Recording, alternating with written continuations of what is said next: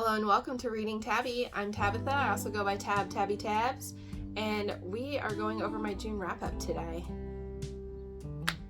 I don't know how I did it, but I think I managed to break a personal record. I read 21 books this month, 5,591 pages. That's an average of 266 pages per book. However, my shortest book was 4 pages, and my longest, 3 books, came in at 400 pages. But I read so many more than I was expecting to. I still don't entirely know how I managed to read 21 books. All I know is I was reading in bed before work. I was reading in bed at night, listening to audiobooks in the car, while in the shower, while cleaning, reading whenever I had a free moment. Essentially, I would be in my reading chair or in bed reading.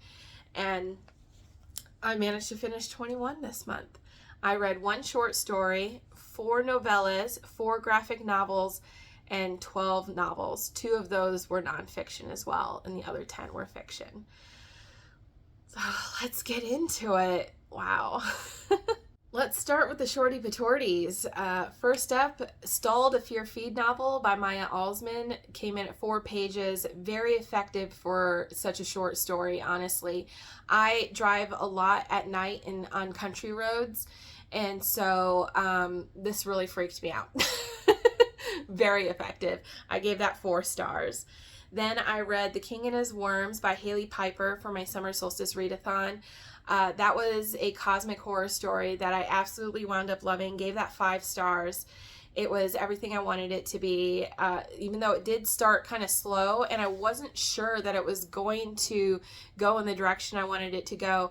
But very quickly, I was proven wrong, and everything just happened in the most perfect way. It was an excellent, excellent short story. I still don't understand how there's a sequel, but I will be reading the sequel. And then I read Hot for Slayer by Ali Hazelwood, 5 stars. I wish this was a full-length novel. I loved everything about it. It's a vampire and a vampire slayer fall in love. It's enemies to lovers. There's an amnesia aspect. Oh my God, this was perfect romance for me. This was my type of romance. I loved this. It was such a good time. But I find I really enjoy Ali Hazelwood when she does like the paranormal romances, because I also really liked Bride a lot. And I read, I can't remember what it was called, but I read another paranormal romance by her that I really liked. And then I have also read The Love Hypothesis, which was pretty good as well. That's not paranormal romance, though. But that one was good too. And then I read Dead Weight by Hildur Knutsdottir, whose name I've probably butchered. I'm so sorry. I read The Night Guest by them last year. I gave that, I think, 3 stars. I gave Dead Weight 4 stars. I liked this one a lot more. It still had cats involved. Love that. And this was like a feminine rage, almost kind of slasher. It was psychological horror. It was really, it took me by surprise, to be honest. I didn't think that I would like it this much, honestly, and I keep kind of thinking about it. I might end up raising the rating a bit because I keep thinking about it. I want to revisit it. So I might re-listen to the audiobook. That's what I picked it up as, the audiobook. And I just really like the way that this author writes as well. There's just something in the way they write that's so, it just reels you in and keeps you into the story. It's very proactive in its writing. I loved it. And then I read A Plagued Sea by Kimbo Young. Loved this. Absolutely loved it. It was 5 stars, easy 5 stars. It's South Korean set cosmic horror. It's very much, if you've played The Sinking City, it's so similar to that. There's a flooded city. There's these aquatic beings, and they're like maybe turning people into fish creatures too. Like there's something going on, something mysterious. It reminded me a lot of Winter Tide as well, in that I don't keep wanting to call them creatures. They're beings. They're sentient beings, and they're not necessarily like evil or anything, but they do have their own motivations.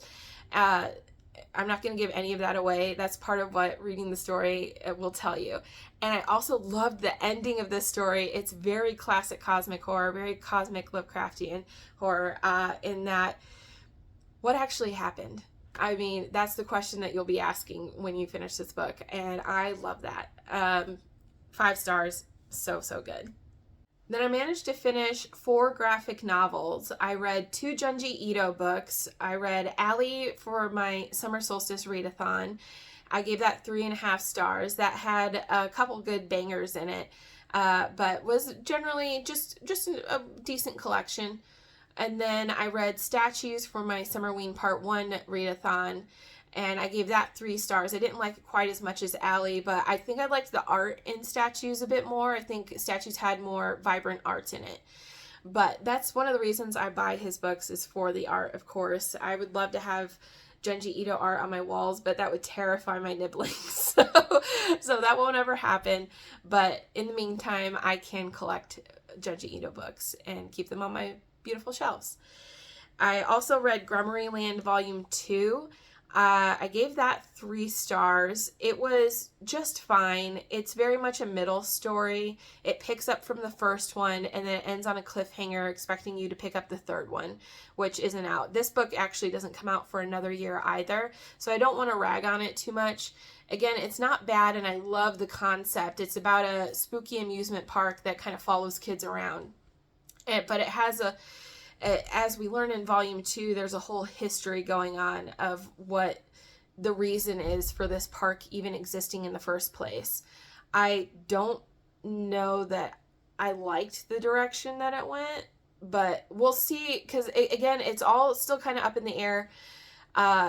Volume 3 could do something completely different. The author in the between now and when this book releases could end up changing things. Who knows? You know, there's a full year before it comes out. But yeah, it's not a bad story overall. 3 stars. I'm going to read Volume 3. Absolutely. Then finally I read Let Me In Your Window by Adam Ellis, which is another anthology. And I loved this one. I thought the stories in it were so good. It had a really great collection of stories in it. My only issue was the art was just too cutesy for me. It was just, it didn't feel like it fit the tone of the stories very well.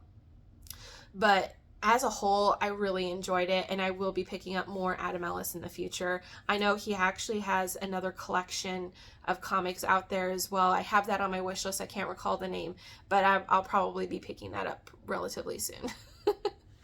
Now for our novels. Let's start with the 2 nonfiction books I read. First up is Becoming Baba Yaga, A Trickster, Feminist, and Witch of the Woods by Kris Spisak.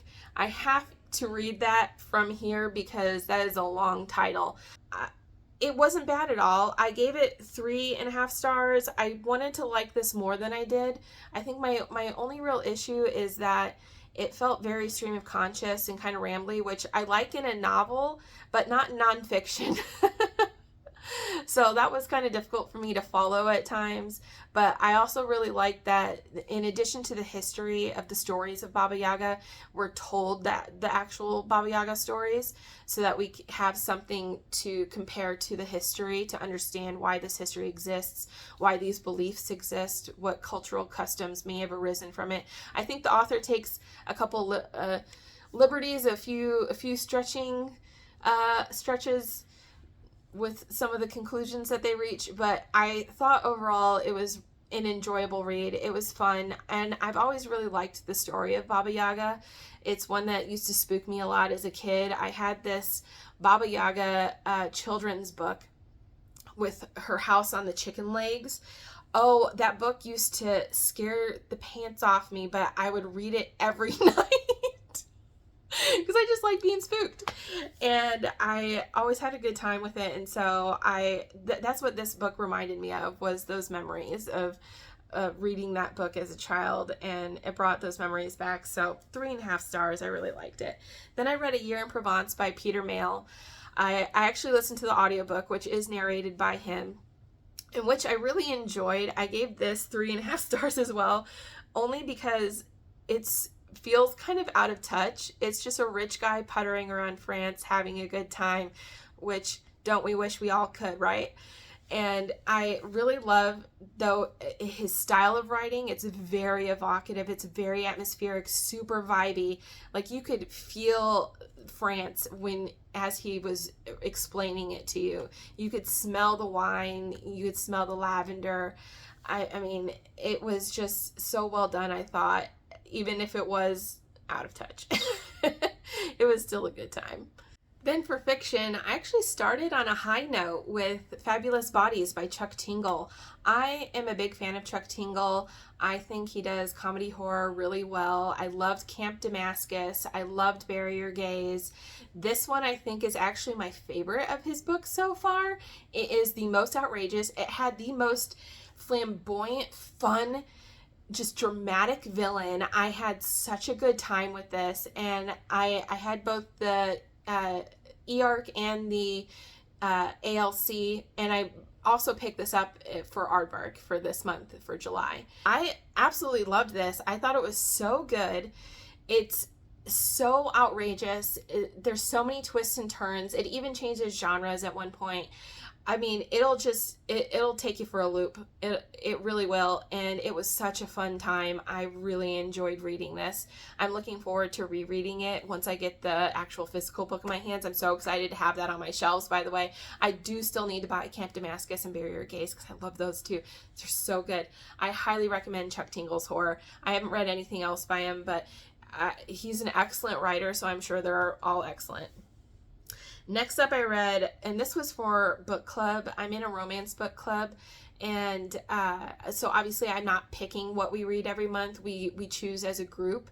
Everyone brings in an option, and then we usually will play a game to narrow the selection down to one. And so in May, when we chose the June book, the winner was A Witch's Guide to Magical Innkeeping by Sangu Mandanna. This wasn't the one that I brought in, but it was one that I actually had on my TBR already, so I was excited to be reading it. It just wasn't as good as I hoped it would be. I gave it 3.5 stars. It was just fine. It starts kind of boring, to be honest. It's really her working at this inn. It's her inn. She owns it, the main character, and it just didn't draw me in for the longest time, but obviously I was reading it for book club, so I kept reading it, and it took until about 60% in to really pick up. I loved the magical system. I was really hoping we'd get to know a bit more about it. It was like a mix of Harry Potter magic and Wicca, which I thought was absolutely fascinating. There's a point where she has to make a potion, and she's trying to find the ingredients for it, and I really liked how they interpret ingredients like phoenix feathers or, magical things like that don't actually really exist. And they interpret it in different ways for the deeper meaning of whatever it's asking for, which I thought was it was rather sentimental, and I like sentimental, to be honest. It makes me happy. It makes my heart burst, and this story will make your heart burst, especially by the end. You get to know all the side characters so well as well. They really become, it's a found family story, and it's really beautiful in that way. And then I read Headlights by CJ Leede, which I've also read Mayfly by this author. I think I gave Mayfly 3 or 4 stars. It was fine. It wasn't one of my favorites. I do remember it being super gross. So when I picked up Headlights, I was waiting for the gross to happen, but I was really pleasantly surprised. Like, the first half of the novel reads like an X-Files episode, and I love the X-Files. So as I was reading this, it's just like, a thriller with a very vibey atmosphere, set in the woods in Colorado, and it was just, I really was loving it. And then it got really weird. It felt like, so the author clearly really loves The Shining, and I think that comes through. That's a big point of the novel, is that The Shining exists in this book in more than one way. And I thought it was interesting. It was also a little bit confusing at times. And then it did get gross near the end. There's a sex scene that just freaked me out just a bit. Hard pass, no thank you. Would not like to experience that again. My sister is reading the book now because I bought it through Aardvark. And I told her she had to read it because I will say that the twists and turns in it, I was not predicting them all. There was some weird things that happened in this story. And so I want to know, my sister who reads a lot of thrillers, if she's able to predict any of the twists and turns in it. We'll see. Then I read Death's Daughter by S.A. Barnes, and I really love S.A. Barnes, so I was hoping that I would love this one. And it's just 3 stars. I thought it was perfectly fine. I knew it wouldn't be, so S.A. Barnes is kind of known for space horror, and I call her cozy space horror because it's formulaic, it's predictable, but it's that in the best way, you know? It's cozy. It's formulaic, cozy. You know what's going to happen. And yet you'll still get a little spook here and there, a little startle moment. But overall, it's just like, it's like rewatching Alien or Event Horizon. Like, yeah, you know what's going to happen, but it's a good time, you know? And so I'm a big fan of S.A. Barnes' sci-fi horror, and I wanted to give her a shot reading Death's Daughter, which is dark academia, light romantasy. It was compared to Ninth House. I love Ninth House. That's one of my favorite books. I'm super stoked for the 3rd one coming out this fall. So when I saw the comparison to Ninth House and that S.A. Barnes had written it, I was like, I've got to read this book. And I was very lucky to get an ARC for it. And I just found it okay. It was perfectly fine.